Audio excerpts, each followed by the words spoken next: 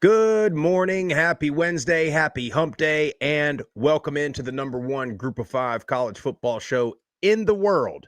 This is the Group of Five guys, and our mission is to be the voice for the Group of Five football programs, the voice that the mainstream sports media, the AP voters absolutely refuse to be. We need your help to do that. We need you to hit the follow button on all the social platforms at Group of Five guys. Go to YouTube, Apple Podcasts, Spotify, wherever you get your best podcasts. Subscribe to the Believe Network for free. Make sure you like the show, subscribe to the show, hit the little bell notification. I'll tell you when we go in live. Most importantly, tell your family and friends all about us. On this episode, we're going to talk about some of these AP voters, what it takes or doesn't take to get the nod to be a voter. We're going to talk about most of the Saturday games, and plenty more. Hope you enjoy the show.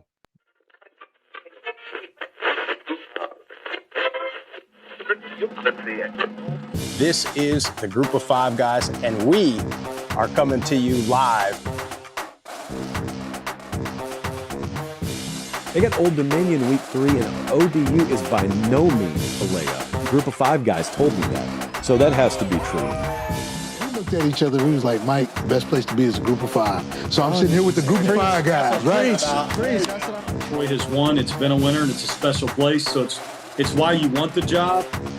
But it's a ton of fun to watch a guy go to the NFL from a Nevada or a Colorado State or a Middle Tennessee or an App State, and fans follow that kid. It was across there. You want to have this thing packed out, have the student section packed out, giving those guys hell on the sideline. I mean, that's part of it. I mean, win or lose, like we're winning the tailgate.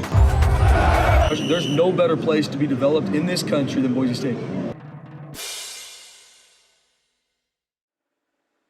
Jeff, can I start the show on a personal note this morning? Please do. Today is 9 years married to my lovely wife, Lauren. So happy anniversary to her. She, of course, is sound asleep as I do this show here. But 9 years, Jeff. 9 years, couple of moves, 2 dogs, 3 boys. It's unbelievable. Congratulations, bro. See, that's Thanks, awesome, man. Thanks, man. So we'll do it. It's funny. Yes, I did get married on a Saturday in the fall. But I will say, Jeff, I took into consideration that Middle was playing. You remember this now. Middle was playing Vandy at noon that day. So we all were at the beach, the local tiki bar, watching Middle and Vandy play day of the wedding. Also, funny, my wife was going through messages between her and my mom, like on Facebook and text the other day. So we're sort of thinking about my mom, and she goes, Lauren is telling my mom, she's like, Matt says, absolutely not September. It's football season. And here we are. We did it anyway. Well, you gotta, every once in a while, you got to make a concession, Yeah. Well, we wanted to do it. There was, I think, if I remember correctly, like my brother or my sister-in-law was pregnant, and we were going to do May, but she was going to be like super pregnant. And it was like we were trying to, you know how it is, dude. You're trying to please everybody and you can't do it. And It's so impossible. we ended up on September 10th, but 9 years. So happy anniversary, babe. I love you. Thanks for allowing me to go to New Orleans on our anniversary weekend. Thank you, Lauren. But we'll go to dinner tonight. We'll go get a nice filet, maybe a little cheesecake at the local, we got a nice little steakhouse here in town. So Beautiful. check that out. Before we go any further, you guys make sure you check out Deca Gray Coffee. It is serving us very well these last couple of weeks, and it's going to continue to serve us very well as we get into the season, especially when the midweek games kick off. That's when it gets tough on old Jeff and I. But Deca Gray Coffee, go to decagray.com. Use our promo code GOFG. They got multiple different blends, roast to order. They got whole bean. They got ground. They got K-Cups. Check them out, decagray.com. And you know the deal. Levels Sports Picks.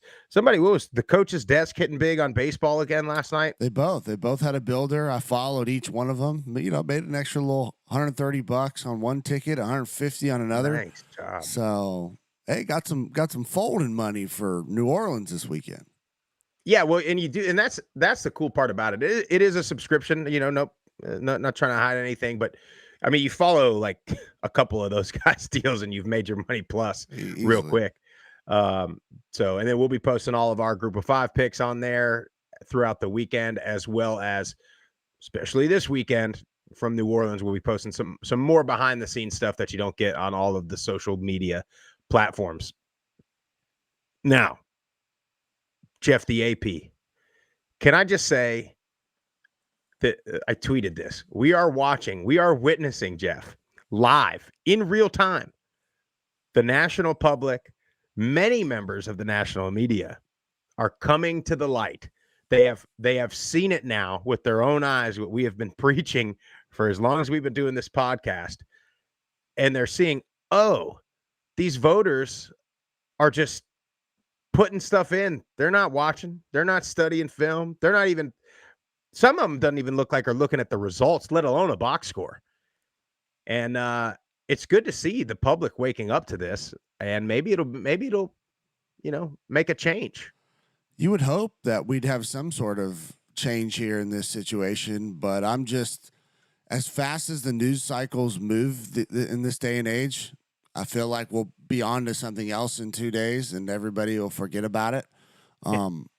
But no, I think it's been great. I don't even want to call them mainstream media because they're really not, in my opinion. Like our voters, dear friend Josh Pate calling them out, and some other prominent podcasters that have now gotten opportunities with CBS and some of these other big networks, but really kind of at the forefront saying this doesn't add up. And then I can't remember the young lady's name.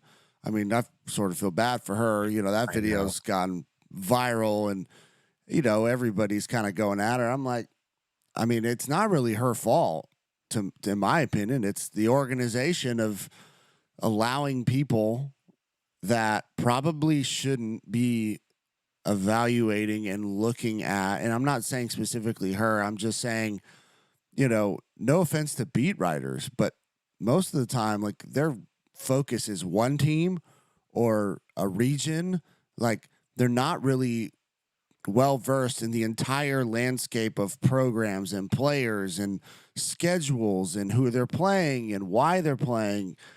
So it doesn't give them a very well-rounded perspective. It's a lot of the times very, specific. So I think when you have people like that voting and then they befriend a certain coaching staff or SID or whatever the case may be, it's going to get extra votes to schools just because they're not looking at it unbiased. And you saw that. If you go through each voter's thing, you can definitely see a clear bias on their votes. Yeah.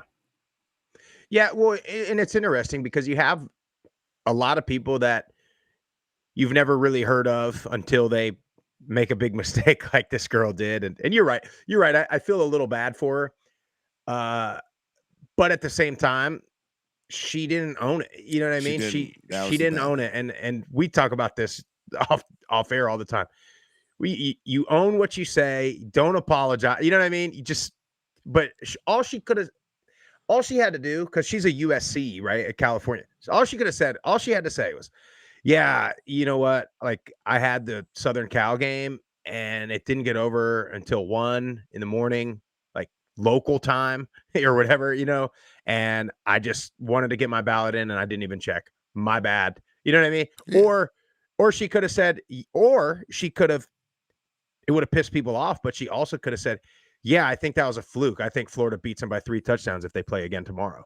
And then you could have been like, okay, maybe. Because let's not get it twisted here. She's not out of the norm. They've all done stuff like that. They do. I mean, they do it time and time again. There was the other guy, Koki something, I think is an LSU guy. His is all out of order and are out of whack too. So, I hate that.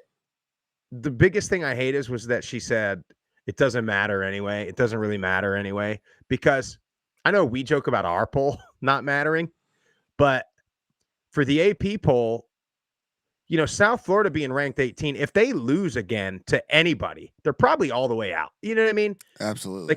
There's teams like South Florida. Yeah, maybe it doesn't matter for Alabama, who you're going to rank in the top 10 every time they beat anybody, and you're not going to take them out any time they lose to no matter who they lose to.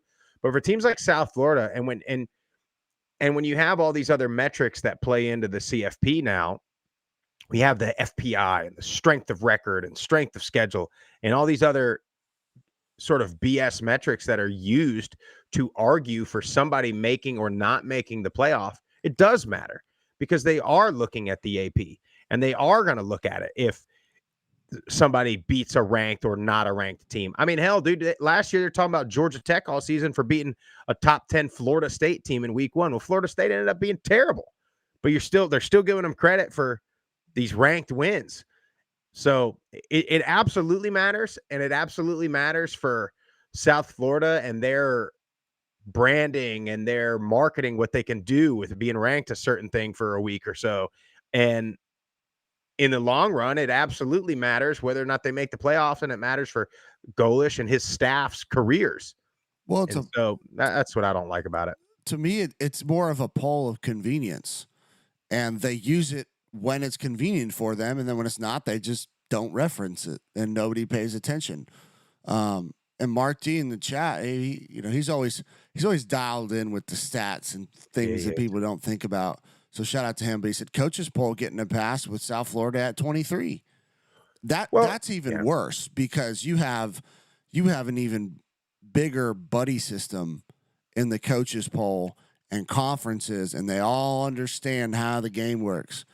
The more of their teams that are in the top 25, and if they happen to get beat, well, they get beat by a ranked opponent. So it's a better loss. And it's all, it's not like, I don't want to use the word algorithm because it's not really that way, but it sort of is when you're looking at how many teams are ranked in your conference, and that makes your conference look better. And it just boosts everything from a arbitrary visual standpoint to the people in the media, and then the people deciding the playoff at the end of the year. That's what I'm saying. It's convenience. They use it when it's to their advantage. When you have Sankey up there, lobbying for 6 SEC teams, but I guarantee you, if the roles were flipped, he would bring up the point that, well, look at the people voting on this AP poll or on the coaches poll and how they're voting.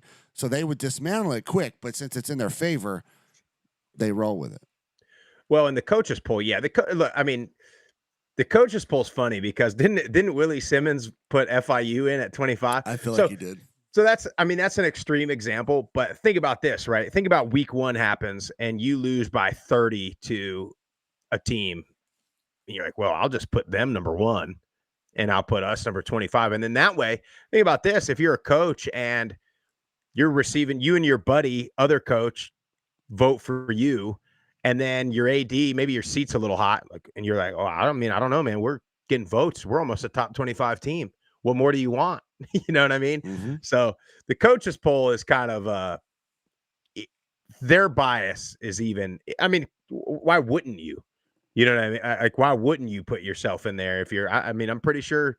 And then you're going to put your conference mates in there. Of course, you're going to be able to hype up your own conference and say, oh, we beat this team, whatever, we beat Western Kentucky. They're receiving vote. I guarantee you Jason Cannon will put Western Kentucky, gave them a vote. So look who we just beat. I don't know. No doubt. It's frustrating. The AP is frustrating though, because I don't know. I don't want to go in on an entire group of people, but it's very frustrating to see them. This is the last thing we'll say about it because we got games to cover and preview. And Sprouse, 2 days, my friend, we'll be in New Orleans checking out Tulane, doing all that stuff. But the point I was going to make about it is there needs to be a standard, some type of standard that other than the group of AP just pick the people they want. There's no barriers to entry other than a club. That's essentially because I looked it up. I was like, what does it take to become an AP voter? It's the AP voter decides, or the AP board essentially decides which writers and analysts and so on and so forth get to be an AP voter. So to me, it just seems like it's all who you know. But can't wait to get down to New Orleans. Live show from Yulman Friday morning. Special guest supposed to come on. We won't say any names. Sorry, Jeff. I was Can I say one more thing about the AP and the media? Well, it's not necessarily the same AP people, but it's a lot of the same folks are picking the Heisman winner too. Mm-hmm. So wonder why they all picked Prime's guy last year and not true Heisman winner Ashton Genty. Anyway, yeah, I can't wait to be in New Orleans. We'll be there. Jeff will really be there in, less than about 40 hours. Be cruising in tomorrow night. I got a big T-ball game tomorrow night. And I'm going to come home, shower, get changed, and then head down to New Orleans.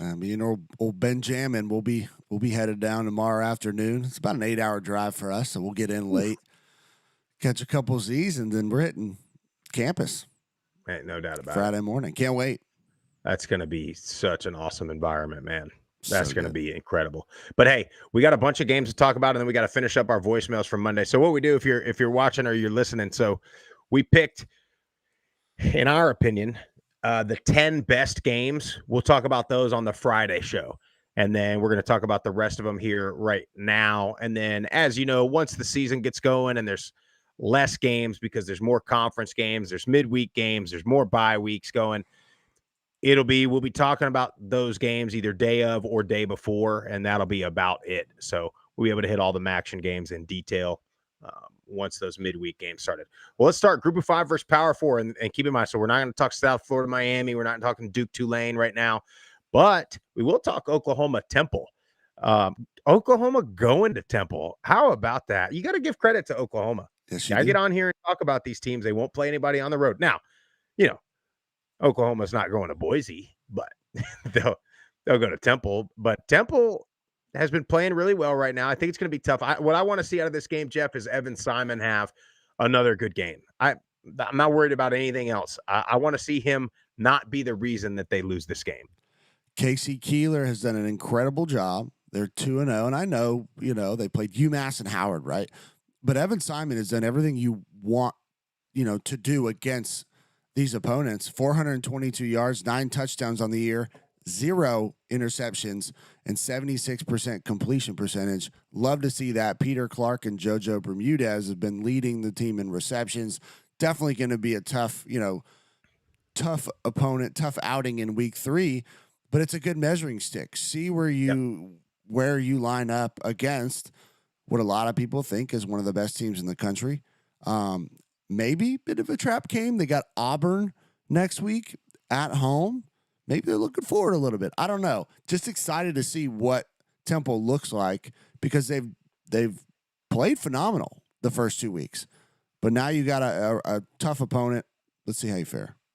Yeah, and Mateer for Oklahoma can do everything, but he's really been about all they have offensively. They haven't been very balanced. It's been him either throwing or running. Group of 5 transfer, by the way, or Washington State transfer, by the way. But, if Temple can get anything going at all in the run game with Ducker, I think they can keep it close for a little while. You're right about that trap game. Might be a trap game. Auburn playing South Alabama this week too. Mm-hmm. So they might be, but good Lord, I'm sure game day is already talking about going there. Right. But I think they'll keep it close for a half or so, and then Oklahoma probably pulls away late. Going to be a great environment, though. And Philly fans, you know what? You Eagles fans and you Philly people that are going to go just so you can say you went to the Oklahoma game.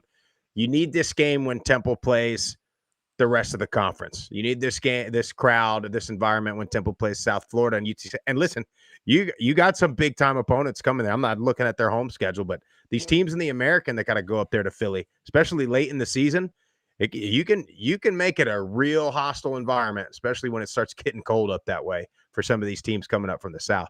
UTEP at Texas, Jeff, going to be tough for our boy Scotty Walden here. Get back on the Arch train, Jeff. Yeah, well, you've already saw that after they beat San Jose State a week ago. But, UTEP got the big win against UT Martin, who I think is a pretty good program, 42-17. Malachi Nelson looked great, 14-26, almost 300 yards and 4 touchdowns. Kenny Odom continues to just be the guy we thought he was, 100-yard performance and a touchdown. It's going to be difficult. You got to get pressure on Arch Manning, which is obviously easier said than done when you're averaging like 320 on the offensive line. So we'll see. I just want to, again, in all these games, be competitive, show energy, show fight, be able to move the ball offensively, because if you can do that, what happens in these games is the big physical guys, they lean on you by the third and fourth quarter. You just wore out. You don't have the depth. And then some of them, we hang on and get to win, but this is one I don't think that will happen. Yeah, I agree with you. Central Michigan at Michigan. Remember when Drinkle talked about their schedule? Brutal. Well, this is now I'll say this. Bryce Underwood at Michigan hasn't been all world or anything. He hadn't been super special. But Michigan's got athletes. They got that physicality that you were talking about just a minute ago. So it's going to be tough, but I think Central Michigan will play hard. What you really worry for all of these teams is how healthy are they going to be coming out of this week, going into conference play as we get started next week and the week after. So that's what you want to see for Central Michigan. Love what Drinkle's building over there. We've talked about it last week. Not a fan of the 2 quarterback system. They've been running that here with the Chippewas, with Joey Labus and Jaden Glasser. To me, it just seems like they prefer Glasser. They kind of put him in there in the bigger moments. He's, definitely more of a running quarterback and threat. I don't know. Just go with one and roll with it. I just think you're better off that way. Do you ever think some of these coaches are actually, like, I don't want to say scared, but like nervous about going with the guy that they think is the guy? Put it this way. I'll give you a perfect example. Last year, right? Summerall gets all these guys and he says during camp, he's like, yeah, I mean, they all are doing things well, but I'm going to tell you right now, this Mensa kid's got that it factor. I like what I'm seeing. And he goes right to Mensa. No question about it. Ty Thompson, all the other guys they had on that roster, right to Mensa. He's their guy. And it did him well until Duke decided to go for Mensa. But do you ever think some of these coaches are just, there's the name guy, there's the guy the fans want, there's the guy that's familiar, and they're just like hesitant to make the move? And that's why they do this 2 quarterback system? I think they do it because they genuinely don't have a clear-cut winner on the roster. Because most of these coaches at this point, especially if you're a head coach, like you have the confidence and you believe in what you see and your abilities, even if it ends up turning out to be wrong. Like you have to have that confidence level. I just think, when you're looking at this, like this particular quarterback room, I would go with Glasser just because he's more of a running threat. Labus is not very mobile, but Labus is definitely the better thrower. I think you just have to pick one for, program culture, trying to galvanize the locker room behind one guy. Just give him the opportunity because, like I've said it before, you can't get in a rhythm. You just can't as a quarterback. So go with Glasser. I think he gives you the best, chance to win, especially with his legs. And he's got to learn to throw the ball. And you don't typically want to do that in game situations, but there's no better way to learn than being thrown into the fire. So you kind of you go back to UTEP a little bit, like them last year. Said, hey, we're trying to build a culture, man. We're going to play these young guys. We're not really worried about the results right now. We're going to get them thrown into the fire and get them ready to go. Ohio going up to Ohio State. For the love of God, let's just keep Parker Navarro healthy. Let's just try to stay healthy coming out of this one. You got your win. Yeah, you got your big P4 win. You should have had 2 of them. Probably ain't getting this one. Let's stay healthy here. I mean, you definitely want to stay healthy, right? But no, I want to see Parker Navarro go 3 weeks in a row. I do. No, I don't get me wrong. I want to see him give them fits. Run around, make plays, be yourself, dude. That's what you do. Got to limit the turnovers. You had 3 of them a week ago. Can't have that. Defense played extremely well. Don't necessarily see that this week, but hang in there for Ohio State. They're the team that's different. We talk about it, but they spent $30 million a year ago, whatever it was, on the roster, so they should be right. Should have some ROI there. But I want to see this defense hang tough. Yeah. Let Parker make some plays. Hand it off to Bangura. And get ready. Conference is right around the corner. I mean, Parker's the kind of guy that'll give. Sometimes these guys like Navarro they're more difficult for your really good teams to deal with. You remember all the years that Saban would have trouble with the Johnny Manziel or like, it was just because it was so different and they were so assignment disciplined that when it was out of the ordinary, it was such a pain in the ass for them to deal with. So, hey, you never know. It's you never know. Unconventional, man. Hang around. Western Michigan and Illinois. I think Illinois is actually pretty damn good, Jeff. They've been rolling. The question I have is, which Western Michigan offense are we going to get? We going to get the one that couldn't move the ball at all against Michigan State, or are we going to get the one that scored 30 on North Texas? Now, I know North Texas hadn't played defense in a decade, so I don't know. Don't really know how good Michigan State is right now. I think this will be tough for Western Michigan because if they can't get Buckley going, there's not much they've got. Well, to me, that was the difference is you gave Buckley 30 touches a week ago. He's the type of guy you have to do that. Volume, carries, he gets stronger as the game goes on, and you saw what he was able to do. And they were, by all accounts, should have beat North Texas a week ago. Yeah, I think this is going to be a tough matchup. Not a huge fan betting-wise on the 27.5 either direction. I think there's other games where you can make a little bit of scratch. Yeah, I'm with you on that one. Eastern Michigan at Kentucky. And I'm surprised this line's only 24.5. Because Eastern Michigan lost to FCS Long Island last week, and Kentucky hung pretty tight with a pretty good Ole Miss team. So I'm a little surprised by this line here. And the 45.5 too. I mean, I could see that because they're saying Eastern Michigan's not going to score. Yeah. But, their defense gave up almost 500 yards of total offense to Long Island. So I'm with you. The 24.5 seems low to me. So maybe we'll watch this the next couple of days as we get into Friday, see if that moves at all. I might take Kentucky to cover that.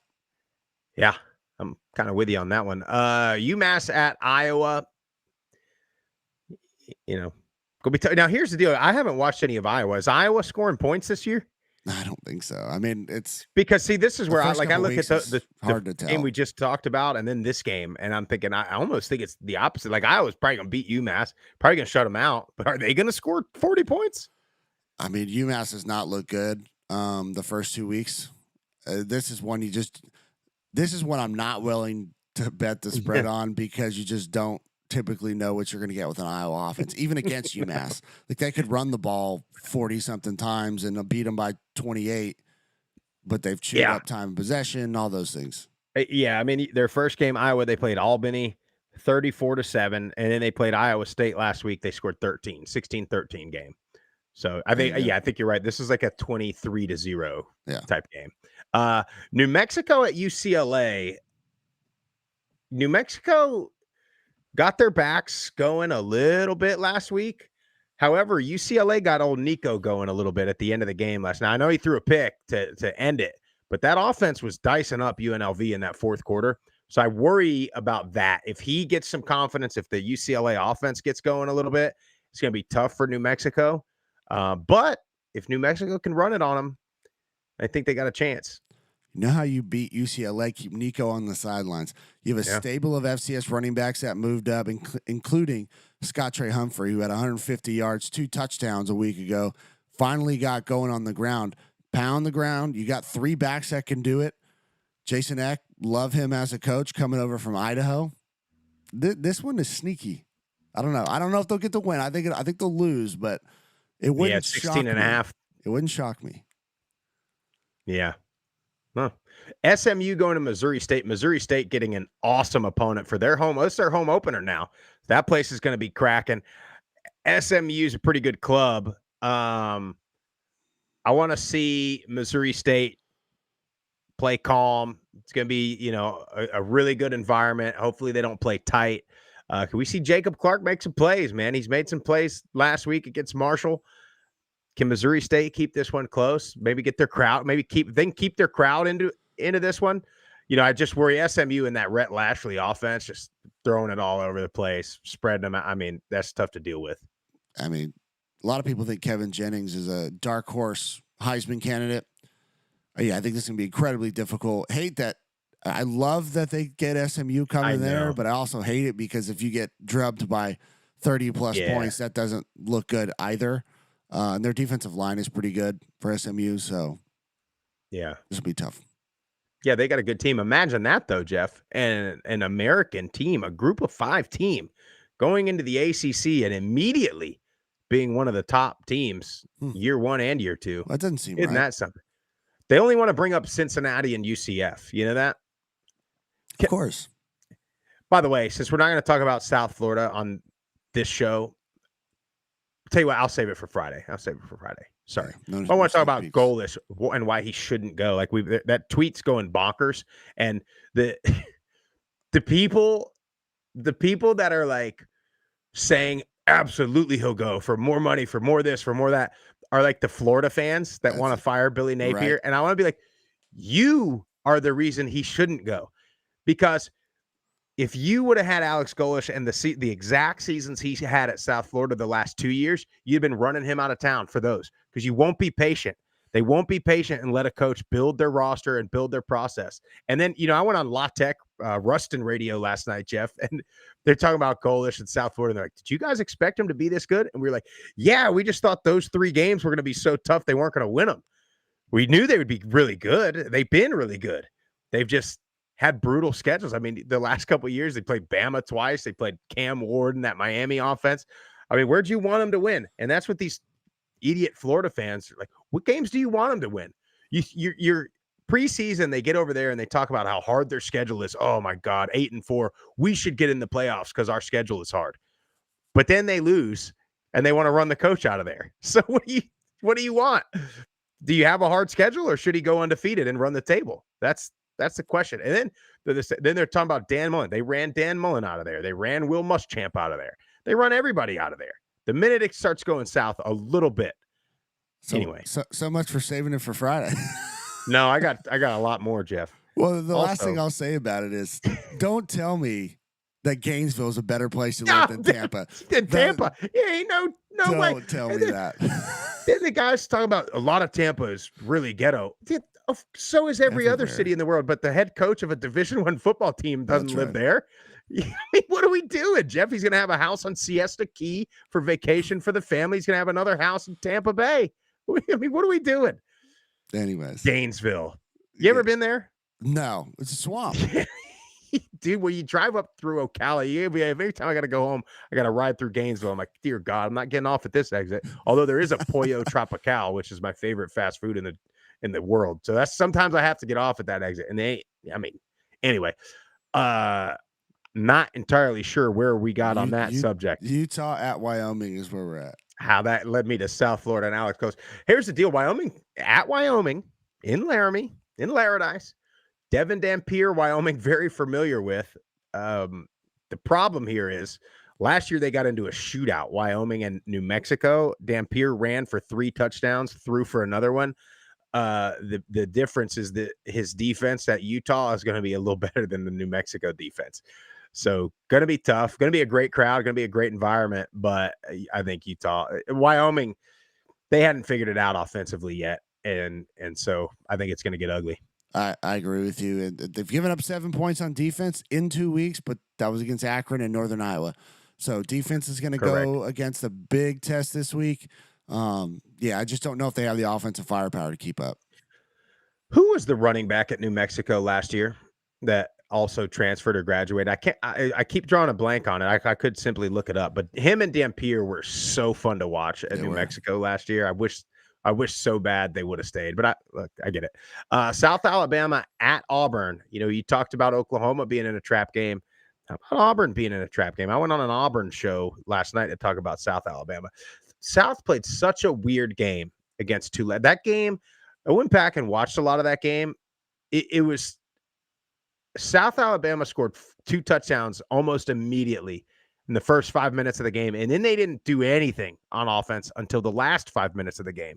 So which South Alabama team do we have? Do we have the South Alabama team that scored 14 straight against Tulane and then scored another 14 straight against Tulane? Or is it the South Alabama team that played in the middle 45 minutes of that game that got outscored 30-0 or 33-0 or whatever it was? So a little bit concerning. They've been able to run the ball both weeks. They've been able to run it with Kentrell Bullock. Bishop Davenport has been efficient. Auburn run defense has been very stout. So that's where the concern is, because if they can't get the run game early, interested to see how long they'll stay with it. It worries me in that sense for sure about the run game. But man, Devin Voisin has been his usual self, right? Leading this receiver room, had 8 receptions, 150 yards, and 2 touchdowns against what we think is a very good Tulane defense. So that gives me a little bit of promise, because this might be a game where you use the pass early, go a lot of play action, get those linebackers coming up to open up the run. Because if you can throw it and push the ball downfield a little bit, now they got to sit back. You get favorable run game boxes, and then you can get Bullet going, and Davenport can use his legs. I want South Alabama. Obviously, we always want the win, right? But man, this would be a marquee win in a perfect situation for Auburn overlooking South Alabama. And then you know what would happen, Jeff? And I'm very close to it. The Auburn faithful. Oh boy, Hugh Freeze. They'll start mocking him. That's what they do too.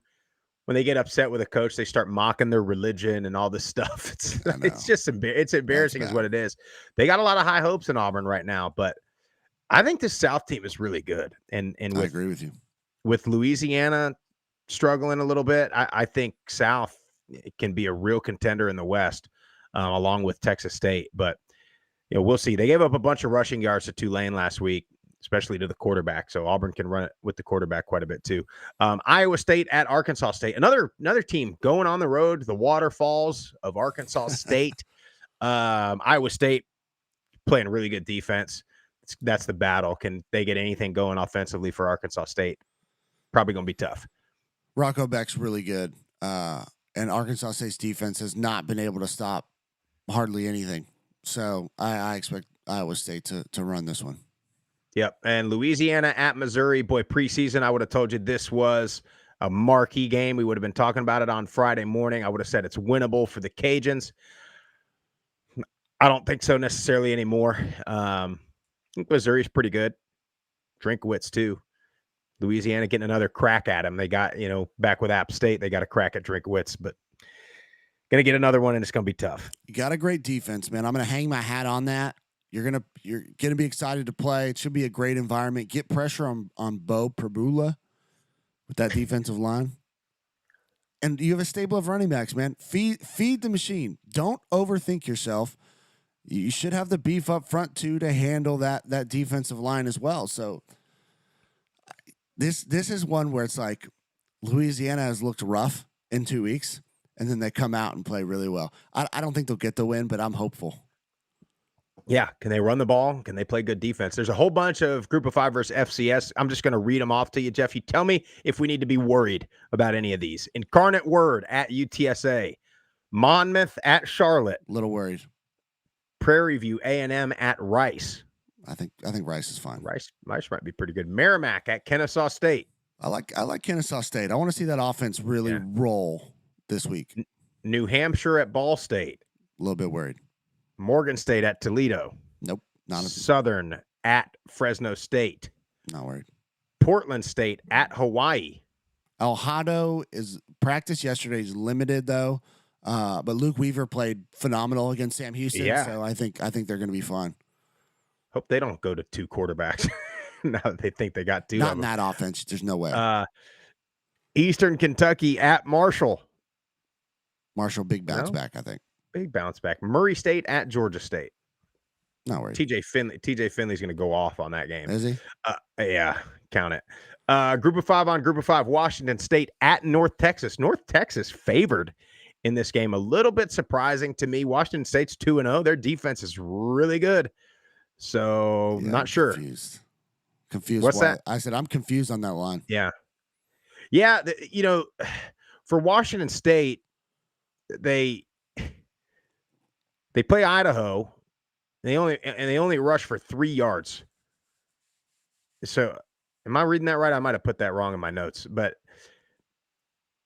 then I don't know. But then they play San Diego State. Their defense is solid. They're not giving up any rushing yards. North Texas obviously has the offense that can score a bunch of points, but Washington State's been stout so far. It's got kind of a sample size. You get Idaho and San Diego State. So, but they held San Diego State to 82 yards rushing. So, I think their run defense is really good, so they're going to force North Texas, which that's fine with North Texas, to throw it all over the place. But can North Texas come up with any stops? North Texas is already starting to be, which they were a year ago, kind of Dr. Jekyll and Mr. Hyde. Like, you don't know which one you're going to get. You can kind of count on the defense to give up some yards and some points, but one week the offense will score freaking 80 points. The next way they'll struggle like they did against Western Michigan. So that's why ESPN has it right now at 6.5 favorite, an ESPN bet. So it's moved. It's moved. North Texas favor of North Texas. It worries me. It does. And I mean, you're at home. You're a home favorite against Washington State. I can't call this one, man. Especially the way they looked last week, where I felt like they should have covered easily. I think their line was like 12.5 or 13.5. I took it down to 10 or 9.5, and they didn't cover. So yeah. East Carolina at Coastal. Jeff, you love a home dog. Problem is, I don't think Coastal's going to score a point. They can't do anything on offense. East Carolina's defense has been really good both weeks. I see that 56.5 too, and I think the under is absolutely in play. I mean, I think ECU beats them handily, Jeff. Yeah, I agree with you. That's all I'm going to say. Is Coastal, like you said, to struggle it offensively? You know, Tim Beck should have this offense humming by now. It's not, and give me ECU. Yeah.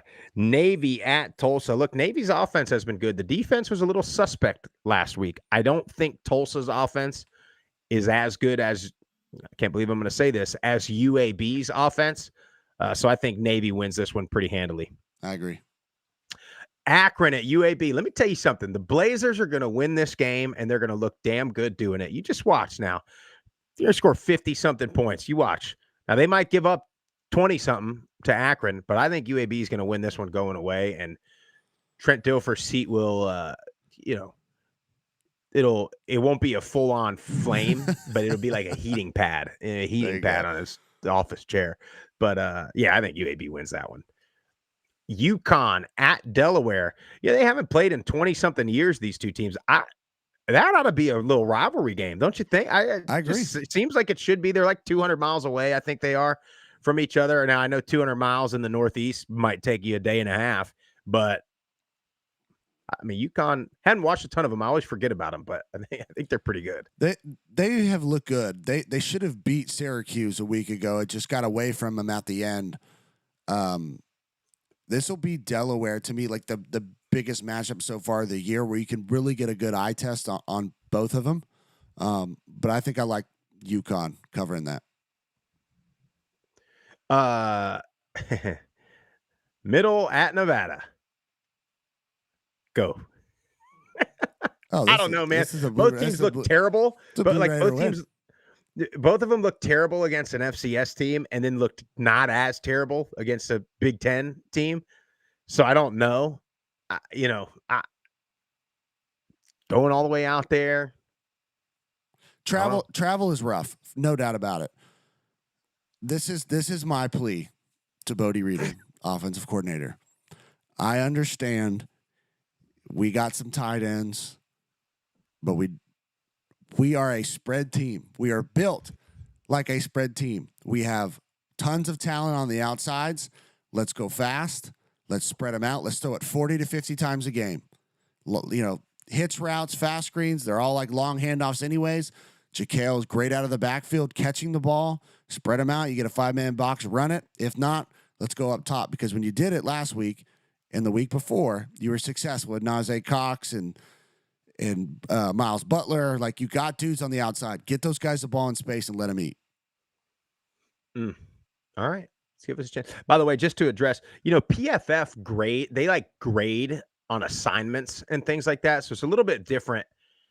They're grading individual players. That's why they'll say, oh, this so-and-so is the best corner in the country, but everybody knows it's not the best corner in the country. But they're looking at like assignments, missed assignments, and grading, plus, minus, things like that. So it is a little bit different, but that is interesting. I mean, 15, that means they've got a bunch of guys that are doing their job.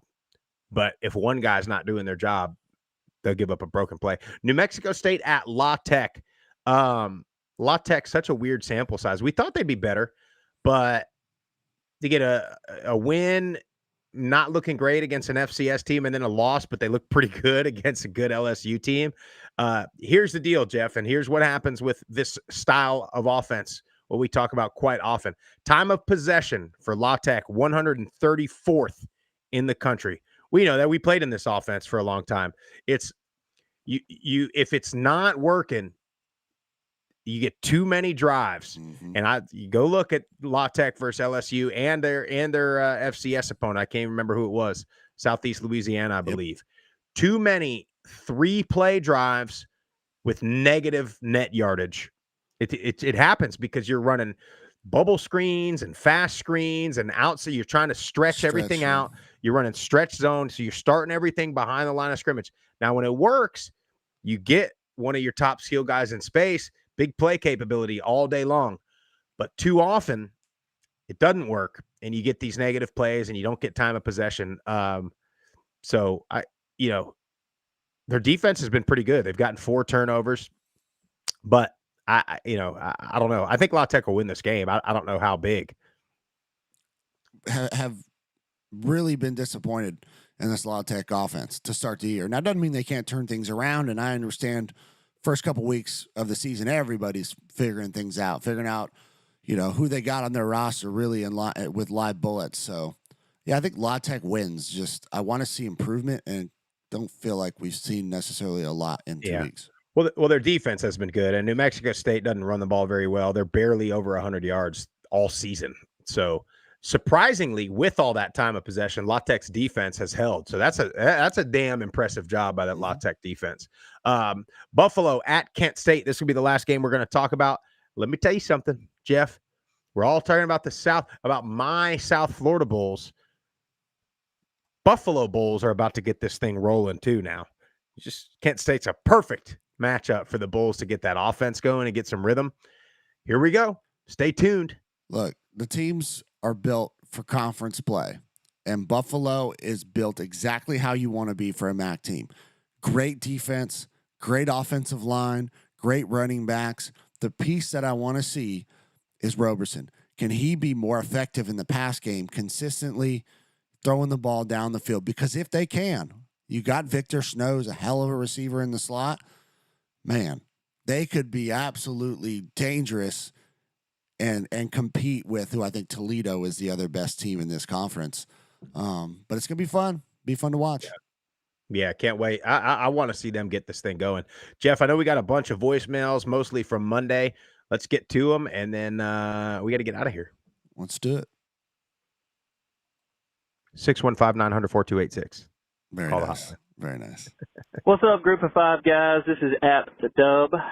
That's right, at Dub. We got a couple of them this year, although we barely got one this past weekend. First time calling in, long time listener to you guys. Appreciate what you do for the group of 5. Appreciate the characters that you put on here and give them a voice to vent and to celebrate. Just wanted to comment real quickly on my App State Mountaineers. Interesting weekend.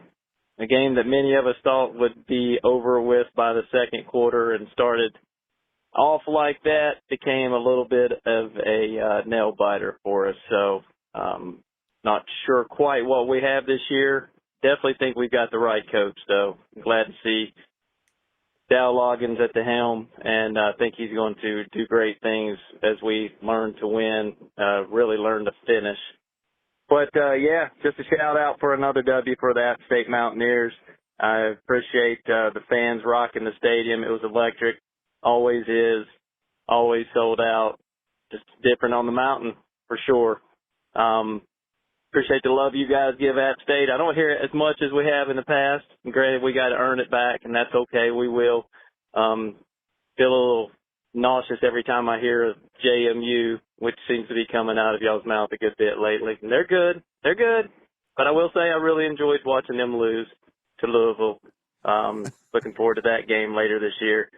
But really proud of the Mountaineers. Looking forward to us see what we really got this weekend against Southern Miss. That'll be a good tell of the tape of who we are and what we are and how we're going to go. So Appreciate what you guys do. Looking forward to checking back in later on. App Dub out.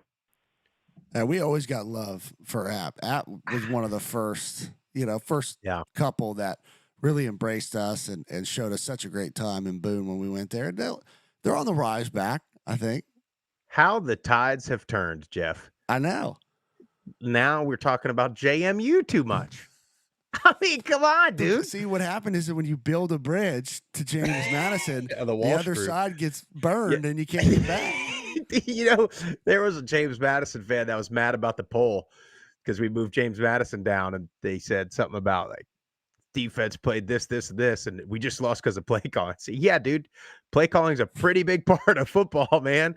Like, you gotta have it. That's right. But anyway, yeah, dude, I'd love. We got to get up to James Madison. We got to get up to Boone again. Haven't been in a while. Got to get up to East Carolina too. I want Mr. Juan, if you're still in the chat. There's no place I want to go more than East Carolina, but I'm not going. I can't. You got to understand something. I justified to my wife that I'm going to New Orleans the day after our 9-year anniversary with Jeff Murphy here. It's a boys' trip to New Orleans. I mean, on my anniversary. So I'm justifying it by saying, well, yeah, look, I mean, Tulane's undefeated. They got the quarterback. If I'm like, I got to go to East Carolina, she's going to be like, why? And I got to sell it. So I got to be able to, I can sell a lot of things, but I got to be able to sell. Yeah. Shaq's DJing at that bar. Very, what'd you say? Yeah. Shaquille O'Neal is DJing at the bar down the street. Yeah, that ain't going to happen for me. I can't do it. Anyway, let's get to the next one. Group of 5 guys. This is Boise Bronco 94. And gotta say, Boise came to play. 51-14. I'll take it any day. Over 300 yards on the ground, 300 yards through the air. That's a get-back game for you. And also, it was nice to see USF take down Florida. Warms my heart a little bit. And some other games. Ohio over West Virginia. Army over Kansas State. UNLV over UCLA. Syracuse needed overtime to beat UConn. And Troy, so close. Man, I wish you could have got it done, but next time. And boys, I didn't know Oklahoma State was a Group 5 team. Is that when did that happen? I don't know. Just kidding, but that was a beat down. And Hawaii's on a roll right now, so watch out for them Rainbow Warriors.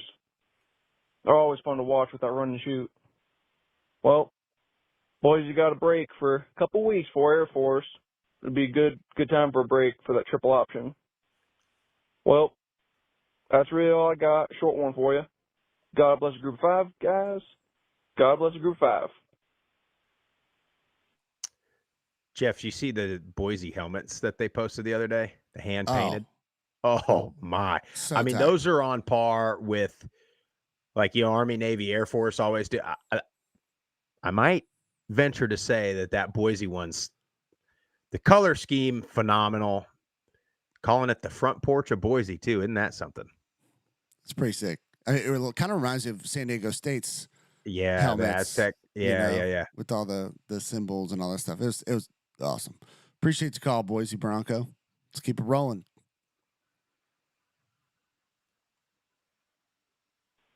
Now, them Toledo Rockets did put some work on them Western Kentucker Hilltoppers. Now, I will tell you what. Guys, it was 45-7. What's going on there in Western Kentucky? I thought Conference USA and the MAC were pretty dang close. Well, I do not think so. Tucker Gleason did not play in the second half. That is a sad thing. It could have been about 1,000,000-7. So there is that. But the Rockets, we got Morgan State, Akron, and a bye week coming up. We will be fine. Don't look too soon, but the New Year's 6 bid is going to come between USF and Toledo. I'm just saying that right now. Love the Group of 5 guys. Keep on trucking along and go Rockets. Appreciate you, Dan Rocket Man Savage. That's a good prediction. It's not a prediction. I mean, it is a prediction, Yeah. but we said Toledo. It'd if they be could interesting. get through You think? Well, let's just tough games. That would be it. Hypothetically, South Florida either loses badly to Miami or loses somewhere along the lines in the American, or doesn't win the American. That's when it's going to be. That is when it's going to be fun. South Florida keeps rolling and loses to somebody in the championship game. They get an at-large. But does one loss Toledo get in over, well, Boise still got, if Boise State beats Notre Dame, they're right back in this thing. Right back in it. So can't count them out either. And you still got UNLV. I mean, Boise may not win the Mountain West. But you think one loss Toledo or one loss Boise? I think you get a well, that would be a tough situation. But if you get I want this, by the way. I want a one-loss Boise, a one-loss Toledo, and like a one-loss South Florida team. Yep, 100%. Because who are you going to pick? You're talking 3 reputable brands that have done it and done it well for a pretty long time. I know South Florida was kind of down for a while, but they got the brand recognition and the big win this year. I don't know who you pick. I mean, you have to, we'll see when we get there, but that would be awesome. Well, and let me tell you, a home, especially if they could get a freaking home game. Boise and Toledo would be, Tampa would be tough because that's a bowl site anyway. So that wouldn't be, and you'd also get, if you happened to have like an SEC team playing South Florida at South Florida, like they'd probably put about 40% of the, you know what I mean? They'd put a big crowd. Or if you got a Big Ten team at Toledo, They would never. The glass ball. Yeah. They'll like probably, you know what they'll probably weather? do is put 2 group of 5. They'll put 2 group of 5 teams in, and they'll play each other first round. That's right. That's what they'll do. Anyway, we gotta get going. Yeah, let's roll.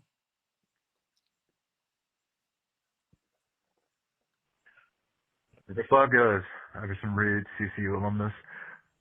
Immediate reactions following the game.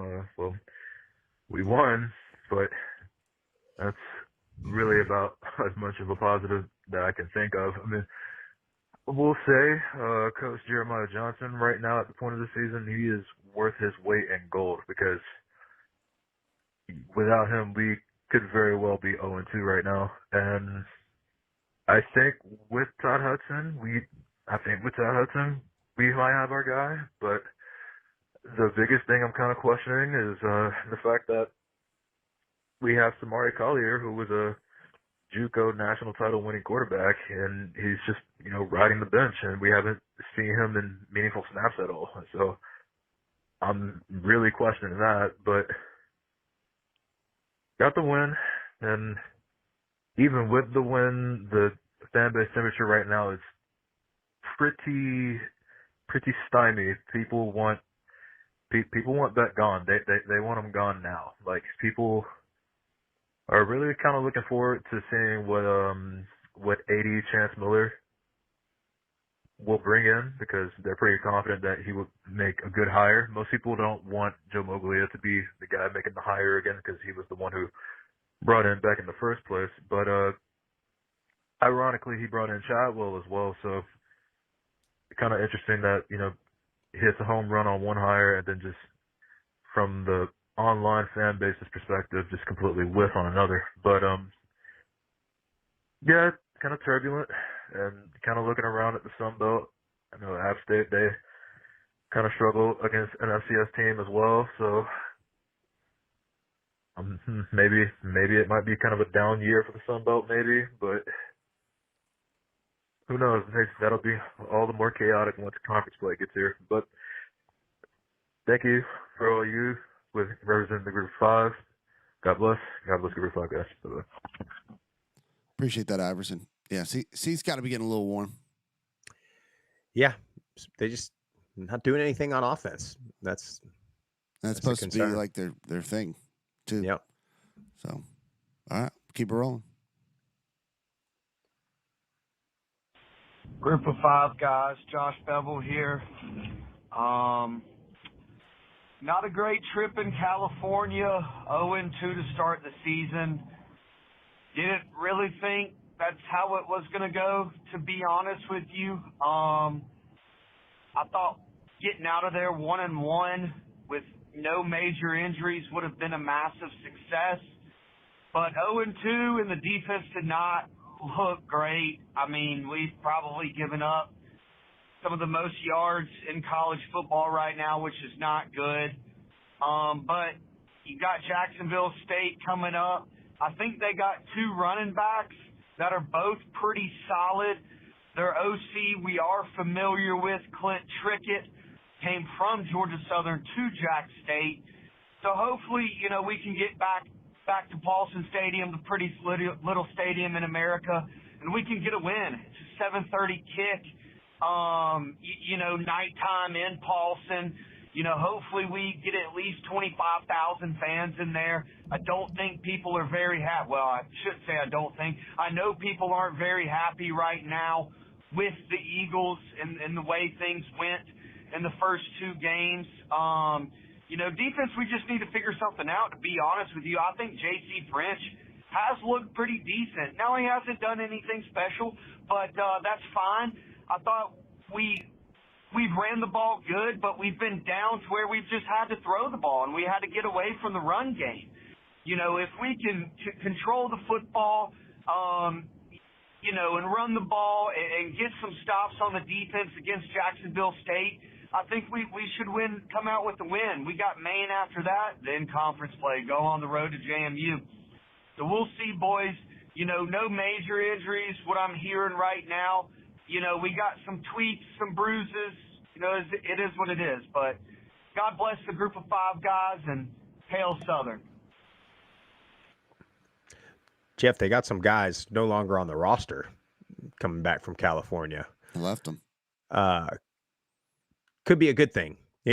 Some fans are going to say, oh, yeah, he's lost the locker room, blah, blah, but you always have guys on the team that are locker room cancers. I don't know about these in particular, but sometimes you gotta trim the fat, Jeff. No doubt.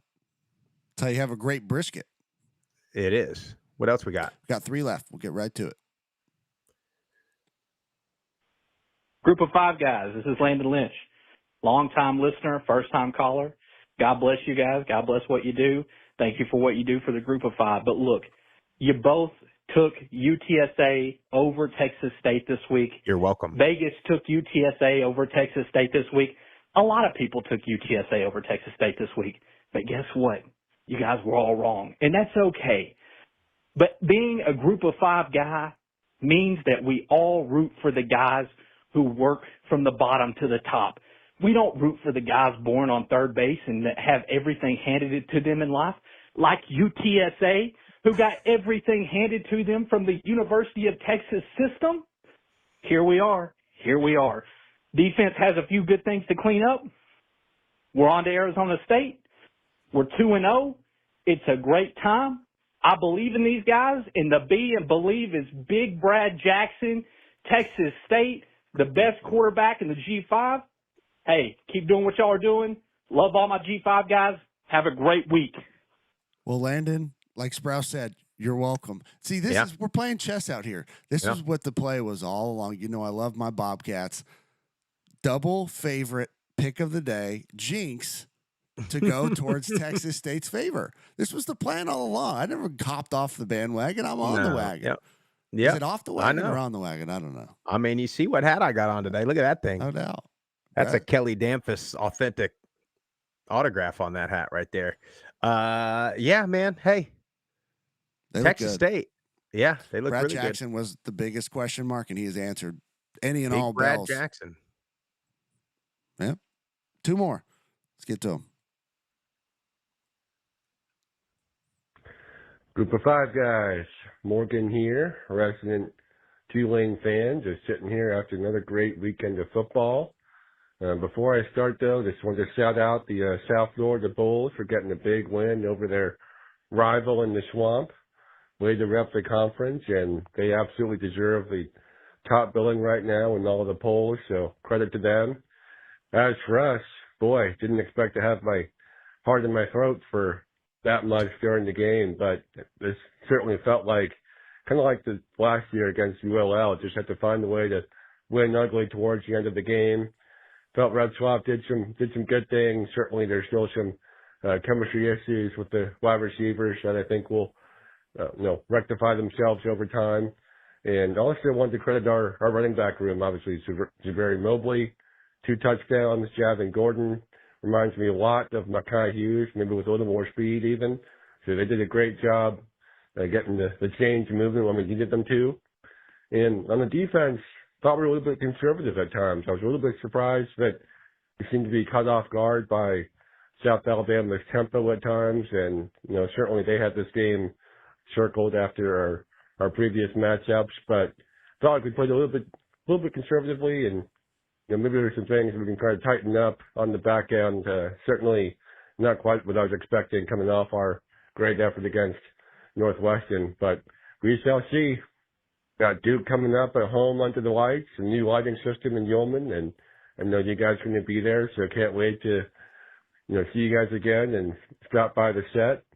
Should be a sold-out crowd in Yulman. I think ticket sales are doing really well, and I can't wait to get down there, and it should be a really, really fun game. Hopefully we can pull it out and really start building on the momentum we have with these 2 W's, but certainly a lot to clean up. Anyway, always a great job, guys, and can't wait to listen to the show. Roll wave. Can't wait to get down there, Morgan. If you're a student or a citizen of New Orleans, get to Yulman Saturday night. You have to. Yep. And Bruno's Tavern, approximately 11 a.m. local time Saturday to watch the early games. By the way, Mekhi Hughes, so far on the year at Oregon, 10 carries, 32 yards. Good stat line. Mm-hmm. Last one. 3.2 a carry.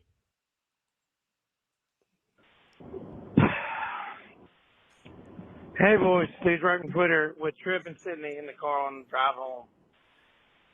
I don't know what to say. Drops. Here's a crazy idea for our wide receivers. Hold on to the fucking football. Hold on to the football, and it scores way worse than it is. I don't understand how we can go from such a high to such a low. Lindenwood is garbage. Garbage. I don't remember what team said that. I think it was Oklahoma State, Mike Gundy. Garbage. And all we can do is drop the fucking football. They just won had a pretty good day, except for the bad pick he threw. I'm going to give the phone to Triple A. Speak now briefly. So Lindenwood lost to St. Thomas non-Caribbean last week by a large margin. But yet, they stayed close to us. We won by 7. They scored 13 points. They had -1 rushing yards. How does that happen versus a team like us? With a 7-point victory. That's pretty bad. But next week, we'll figure out what we actually have. First road game, Southern Miss, Marshall 2024. We'll see what happens. We'll be in touch. Love you, boys. Shout out Terry Johnson. Shout out our boy Ryan Landry in Louisiana, Lafayette. Shout out Zach GG Go Flames, even though I still hate Liberty. He texted me this week. I like that guy. Shut up, creme brulee. Appreciate you, Stu. Always look forward to your voicemails, man. Hey, creme brulee hadn't called in a while, has he? He's going to call. He's building up. No you doubt. Just wait till Texas State, is. Well, he like tagged us in a message or a tweet and was like, "Cause you got it wrong" or whatever. Yeah. But, yeah, that's great, Stu. We'll be in touch. Yeah, Lindenwood, non-Caribbean. At least you won. You know what I mean? At least you're not calling after losing to a team like that. But nobody's gonna remember that score by the end of the year. Yeah, exactly. And that's a big one. Southern Miss for both teams, Southern Miss and App. I can't wait to try to dig into that one a little bit. So we got. That's it. Appreciate you guys. Appreciate everybody calling. Appreciate everybody watching, listening to the #1 Group of 5 college football show in the world. Make sure you hit the follow button on all the socials at Group of 5 Guys. Subscribe to the channel. Put your notifications on. Tell your family and friends all about us. The Friday morning show will not be at 6 a.m. Eastern time. It will be probably around 9:30 ish, kind of when we get there and get set up. Obviously, we'll be live posting that one when it's getting ready to come. So just put your notifications on and you'll see it when we go live. Check it out live from Yulman Stadium in 2 days. Group of 5 Guys, we're out of here.